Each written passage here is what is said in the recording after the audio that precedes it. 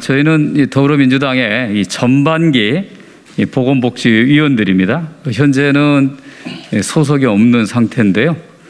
저희가 긴급하게 이 보건복지부 장관 후보자로 윤석열 대통령으로부터 지명된 김승희 후보자에 대해서 저희가 의견이 있어서 같이 왔습니다.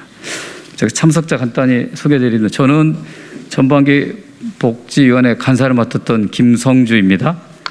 제 오른쪽에는 서영석 의원님, 그다음에 정춘숙 의원님, 그다음에 허종식 의원님, 최영 의원님, 남인선 의원님, 김원희 의원님이시고요. 제 왼쪽으로는 신현영 의원님, 고영현 의원님, 그다음에 이번에 당대표 출마를 선언하신 강병원 의원님, 그다음에 최종윤 의원님. 이렇게 저희가 지금 상임위 구성도 안 되고, 그래서 아마 뭔가 좀 활동하고 싶은 국회 정상화에 대한 열망을 안고 모든 의원님이 다 나오셨습니다.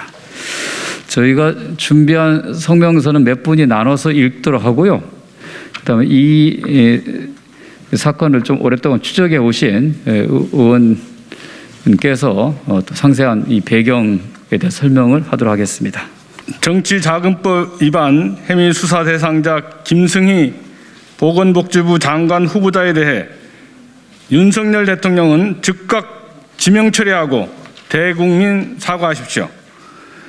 김승희 보건복지부 장관 후보자가 대검찰청 수사를 받는 범죄 혐의자가 되었습니다. 더 이상 무슨 말이 필요하겠습니까? 윤석열 대통령은 즉각 지명 처리하고 대국민 사과하십시오. 중앙선거관리위원회는 지난 6월 28일 김승희 보건복지부 장관 후보자에 대해 정치자금법 위반 여부를 조사하고 정치자금법 제2조와 제47조 위반 혐의로 대검찰청에 수사 의뢰 조치를 했다는 내용의 답변을 국회에 공식 회신했습니다.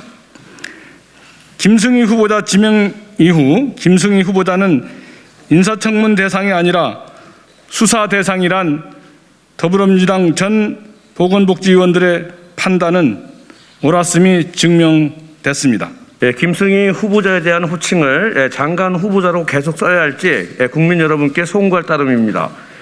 김승희 후보자는 국회의원 시절 사용했던 렌터카 보증금 1,857만 원과 배우자 차량보험금 34만 5,900원에 대해 정치자금법을 위반하여 사용한 것을 시인하고 중앙선거관리위원회에 최근 반납한 바 있습니다.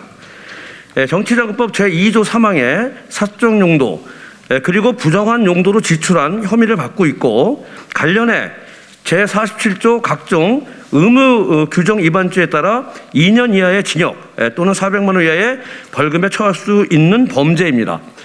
더불어민주당은 김승희 후보자의 각종 의혹이 불거지면 불거질수록 김승희 후보자의 자진 사퇴 또는 윤석열 대통령의 지명 철회 둘 중 하나만이 선택할 수 있는 답이라고 강조해 왔습니다.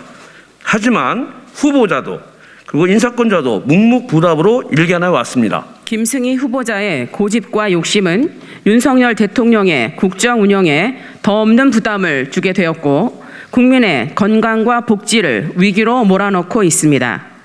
100조 예산을 운영하는 보건복지부 장관 자리는 윤석열 대통령 취임 이후 50일이 넘게 비어 있습니다. 정호영 전 보건복지부 장관 후보자에 이은 두 번째 부적격 장관 김승희 후보자를 보면서 더불어민주당 전반기 보건복지위원들은 참담함을 느낍니다. 윤석열 정부에 있는지 없는지 부실한 인사검증 시스템 때문에 왜 야당 의원들이 나서야 합니까? 긴 말 필요 없습니다. 윤석열 대통령은 즉각 지명 철회하고 즉각 국민께 사과할 것을 촉구합니다. 더불어 앞으로 인사검증 시스템을 어떻게 운영할 것인지 그 대책을 국민께 소상히 보고 드릴 것을 촉구합니다. 더불어민주당 전반기 보건복지위원 일동 김민석, 김성주, 강병원, 강선우, 고민정, 고영인, 김원희, 남인순, 서영석, 신현영, 인재근, 정춘수, 최종윤, 최혜영, 허정시 이상입니다. 이어서 이 문제를 계속 오랫동안 좀 추적해온 우리 고영인 의원께서 이 사건의 뭐 배경, 의미 이런 것들을 좀 설명을 해드리겠습니다. 어디 계신가요? 예. 네, 고영인 의원입니다.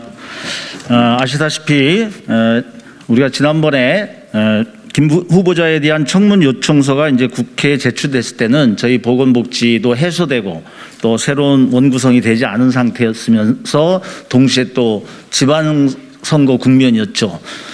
그렇기 때문에 저희들이 많은 인사청문회 준비를 하면서 자료 요청을 여기 계신 많은 의원님들이 했음에도 불구하고 거기에 대해 제대로 답변이 이루어지지 않았습니다.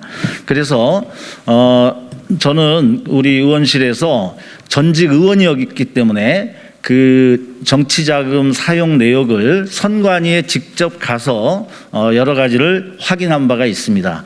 근데 그 과정에서 진짜 도저히 놀라서 뭐 입이 다물어지지 않을 정도의 깜짝 놀랄 만한 많은 사실들을 발견할 수 있었습니다. 벌써 많이 언론에 다 보도됐지만 가장 핵심적인 문제는 그 공직자로서의 기본적인 공적 마인드가 돼 있지 않다라는 것을 확인한 건데요.